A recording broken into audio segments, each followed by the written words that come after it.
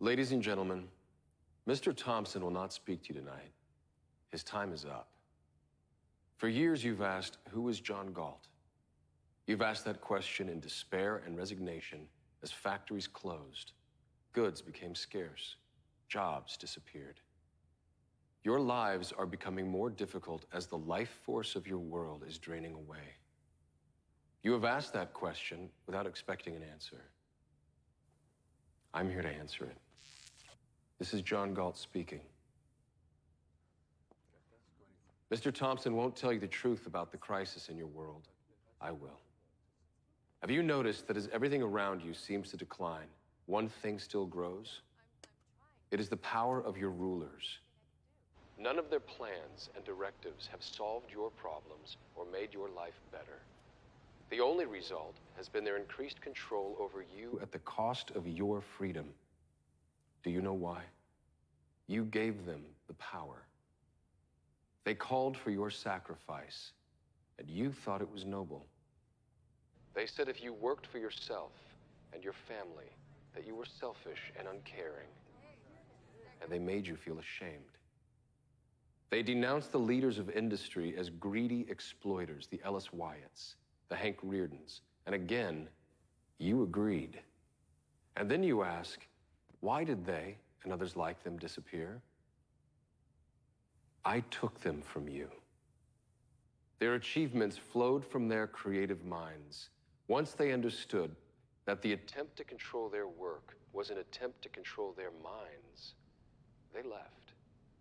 The people on strike worked for themselves, for their own vision of what was possible.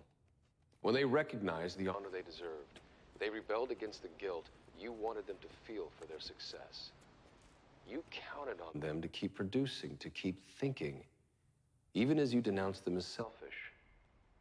I showed them they were being punished for their own virtues, and I showed them how evil that is. I made it my mission to help these heroes say no. All evil needs to win is the consent of good people.